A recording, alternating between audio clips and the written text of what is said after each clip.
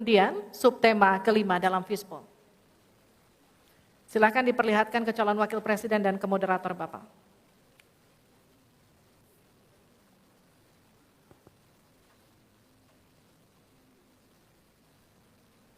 Infrastruktur. Pak Tauhid Ahmad, kami undang untuk mengundi huruf A, B, atau C. C.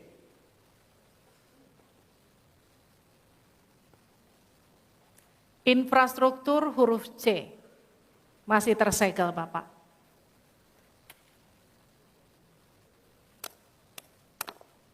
Mohon didengarkan dengan seksama karena kami hanya akan membacakan satu kali. Pertanyaan untuk Bapak Gibran Rakabuming Raka dengan subtema infrastruktur. Dalam 5 tahun biaya infrastruktur pada proyek strategis nasional sebesar 2.385 triliun rupiah dari APBN. Sementara untuk infrastruktur sosial seperti sanitasi dan air bersih masih memprihatinkan. Pertanyaannya, bagaimana strategi paslon untuk memastikan penyediaan infrastruktur sosial tanpa membebani keuangan daerah? Waktu Anda untuk menjawab 2 menit, kita akan mulai ketika Anda berbicara. Silakan. Baik, terima kasih. Jika kita bicara masalah sanitasi dan air bersih, ini nanti nyambung ke masalah stunting. Untuk masalah sanitasi, ini perlu kolaborasi banyak pihak. Misalnya apa yang sudah saya lakukan di Solo.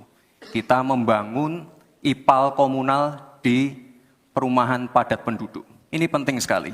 Lalu untuk kebutuhan air bersih, kita juga bekerja sama dengan kabupaten sekitar, misalnya dengan Wonogiri, Klaten, untuk mendapatkan air bersih.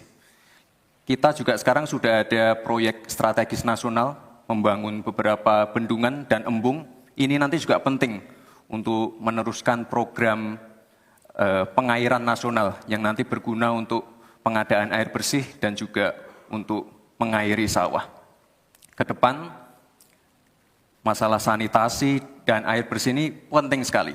Karena kami dari paslon nomor 2 ingin menyiapkan generasi-generasi emas yang sehat dan pintar.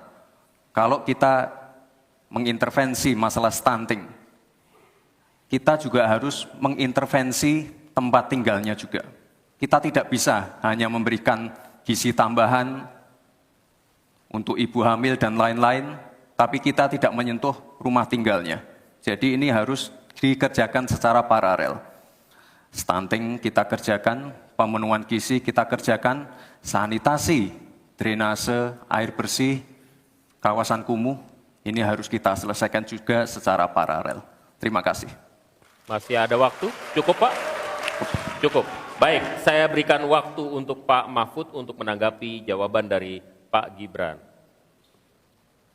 Mas Gibran yang terhormat, tadi itu pertanyaan yang dibaca oleh moderator, bagaimana strategi paslon untuk memastikan penyediaan infrastruktur sosial tanpa membebani keuangan daerah.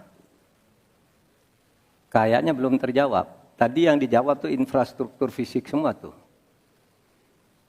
Infrastruktur itu kan ya ada infrastruktur sosial, ya itu yang penting.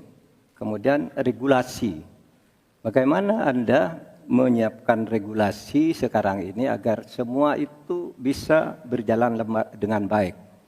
Nah kalau infrastruktur fisik mungkin sih bisa saja diutak-atik dari APBN, APBD gitu, ini untuk ini. Tapi masalahnya kita punya problem dengan infrastruktur sosial seperti yang ditanyakan tadi.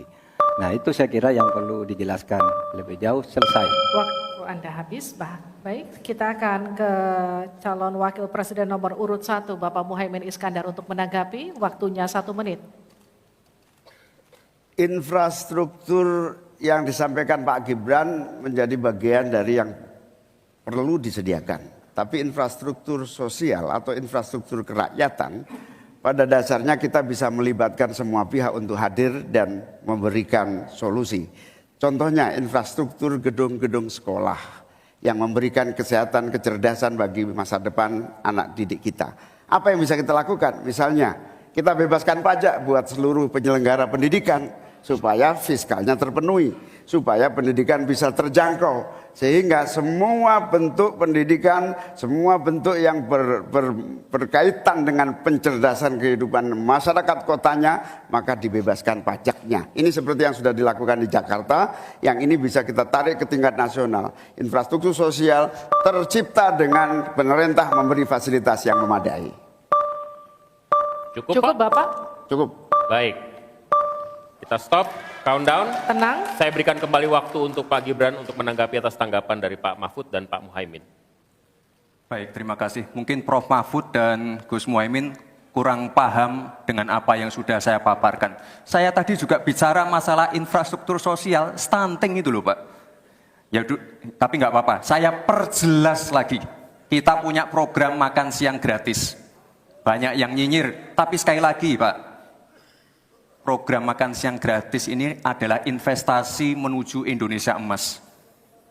Program makan siang gratis 400T ini adalah stimulan untuk ibu-ibu, warteg-warteg, warung-warung, catering-catering yang ada di daerah. Bayangkan 400T mengucur ke daerah-daerah. Semua ibu-ibu ikut memasak makan siang untuk anak-anak kita. Itu Pak yang saya maksud dengan infrastruktur sosial. Program makan siang gratis, investasi ke depan untuk menuju Indonesia emas. Terima kasih. Tenang. Baik, kita akan masih lanjut. lanjutkan.